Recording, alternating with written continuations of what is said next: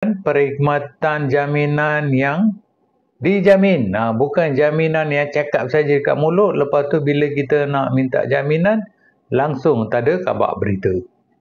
Salam guys, apa khabar semua? Diharap semua sihat-sihat. Selamat kembali ke saluran Viral News Malaysia. Okey.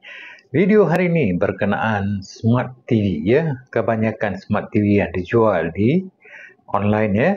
Tak kisahlah daripada Shopee ke Lazada ke, ada yang jenama-jenama baru dijual pada harga-harga murah. Tetapi adakah ianya berbaloi dibeli? Ada yang terlalu murah. Contohnya ya, yang ni TV ni adalah jenama yang baru, adalah dalam setahun macam tu. Memang murah. 19 inci baru 100 lebih.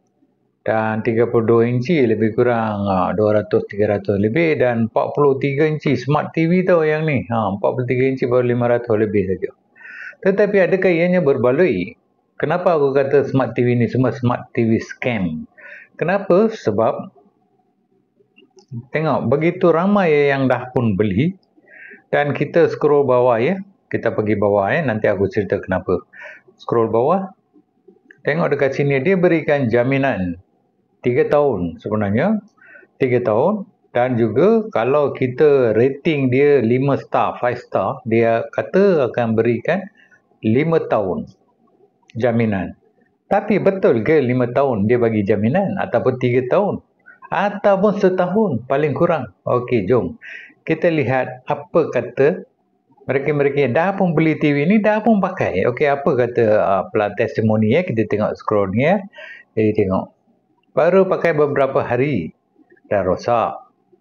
Siap ada garisan lagi. Ini adalah video-video ya. Testimoni sebenar pelanggan yang dah pun beli TV-TV ni. Dan TV-TV ni dah pun rosak. Tapi bila kita nak tukar TV tu, tak ada respon daripada seller. Tapi dia berikan jaminan 3 tahun. Dan kita 5 star pula, rating 5 star, dia cakap dia nak bagi 5 tahun. Tapi TV rosak dalam masa beberapa hari. Langsung tak ada balas bila kita cek dengan seller untuk hantar balik TV untuk repair. Service center dekat mana? Tak tahu. Alamat dekat mana? Tak tahu. Jadi macam mana kita beli TV-TV ni? Untuk harga 500, katakanlah 43 inci ni dan 500, walaupun murah duit, tetap duit RM500, bukannya murah kan. Kalau pakai setahun tak apa, takkanlah setiap bulan nak tukar TV satu. Jadi baik daripada belanjakan duit beli TV-TV yang murah-murah ni, Smart TV ni, baik pergi beli je apa brand-brand yang dah pun lama ada di pasaran Malaysia. Contohnya Philips. Saya boleh berikan jenama-jenama ni sebab apa? Saya yakin yang TV-TV ini memang berbaloi. Philips, okey, Hisense pun okey. Toshiba, Sharp dan banyak lagi TV-TV, Panasonic. Semua TV-TV ini memang cukup terbaik dan juga memberikan perkhidmatan jaminan yang dijamin. Bukan jaminan yang cakap saja kat mulut, lepas tu bila kita nak minta jaminan langsung tak ada khabar berita. Dan bagi member yang sudah pun beli TV-TV ni dan mempunyai masalah, anda boleh hantar email ataupun cek dengan customer service Shopee supaya dapat bayaran. Kalau Shopee tak layan, hantar email kepada Shopee. Kalau masih lagi Shopee tak layan, tak apa. Boleh pergi ke tribunal pengguna ya. Tribunal pengguna online saja. Saya dah berikan link kat deskripsi. Online saja. Isikan semua butiran. Mereka akan buat kerja mereka untuk dapatkan balik duit anda. Tapi pastikan masa order tu anda simpan semua resit-resit lah. Dan juga kontak number ke, kalau alamat ke, ada ke nama syarikat tu, semuanya simpan. Untuk kita claim menerusi tribunal pengguna kalau syarikat-syarikat ni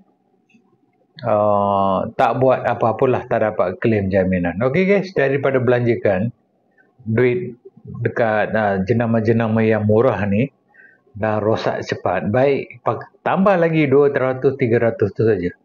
Beli daripada jenama-jenama yang terkenal yang memang berikan jaminan. Kalau tak cukup duit, pakai saja SP later. Untuk 12 bulan boleh buat bayaran ansuran. Okey guys, sentiasalah berwaspada.